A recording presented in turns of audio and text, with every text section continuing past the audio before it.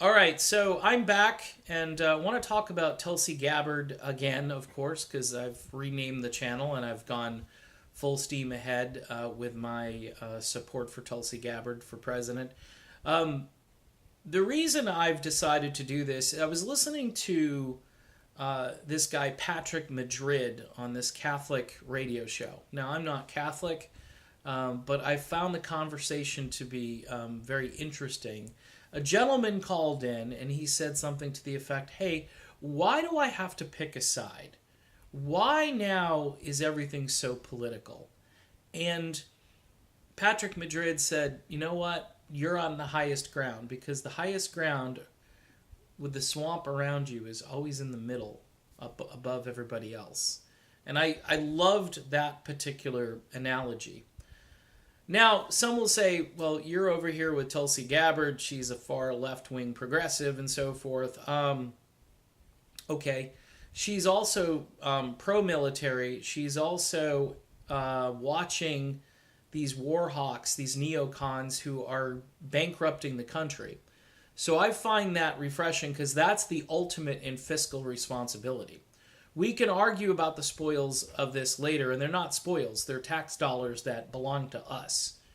All right, so if you're not fired up about, if you're a more conservative, fiscally conservative person and saying that we have to balance our books and get our spending under control, this is the giant elephant in the room, is that trillions of dollars, and again, with a T, not billions, okay, but trillions of dollars have been wasted on these regime change wars and various interventions. The Pentagon loses $1 trillion here or there. We hear about this stuff all the time. How do you lose $1 trillion? Google that. That's a story. That apparently is a thing. Okay, and Tulsi Gabbard comes along. She's articulate. She's an attractive person. Okay, I know people are going to call that sexist or whatever, but I'm throwing it out there. You put Tulsi next to Bernie, and this is just reality, folks. All right, now I know Bernie's doing quite well right now in the polls.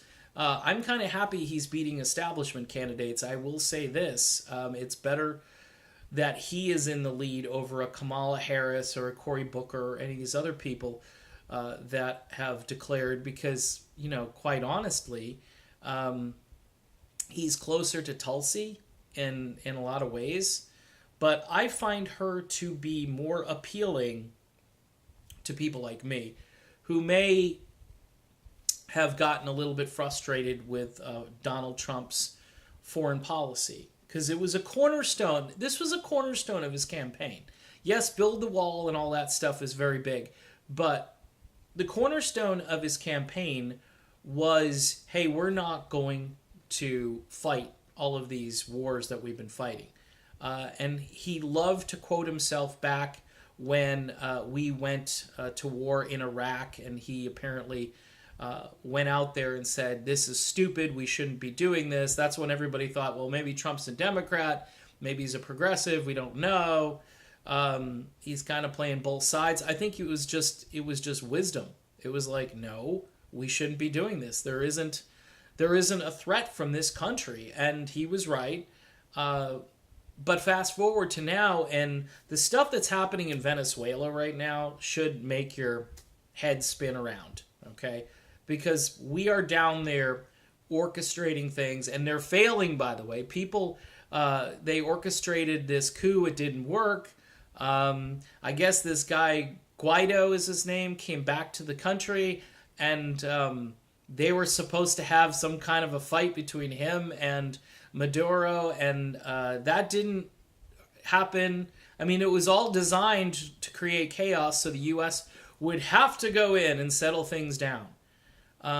All false flags, all pretenses for wars that we shouldn't be getting involved in. Donald Trump ran on the idea that interventions were stupid. The founding fathers agreed that interventions were stupid. Tulsi Gabbard agrees that interventions are stupid, and that is why I'm here. I'm here because the greatest amount of fiscal responsibility in our lifetime would happen if we could bring troops home. I mean, the savings would be astronomical. You want to? I mean, Trump talks about bringing wealth back to the United States.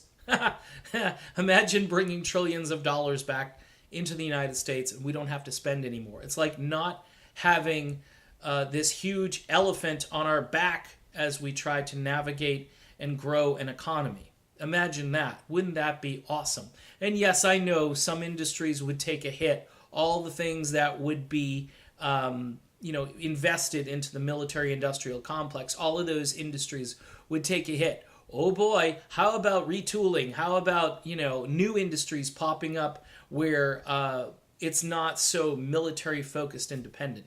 Wouldn't that rock? Wouldn't that be so much better? Look, folks, I'm for Tulsi Gabbard. It's good that Bernie's doing well out there, I guess, because at least he's not the establishment, although I just don't know. I like Tulsi. I listen to her speak, and I hear a fusion candidate who could bring everybody together, and at least she can bring enough people in, whereas all these other candidates, I think, are just going to continue this rampant polarization, which is now a hallmark of our society, and almost this religious fervor for just them and not their ideas. Okay, and that's what's changed in the last 20 years. This cult of personality, started probably with Bill Clinton and hasn't really stopped. I mean, Trump is just the latest in the whole cult of personality presidencies.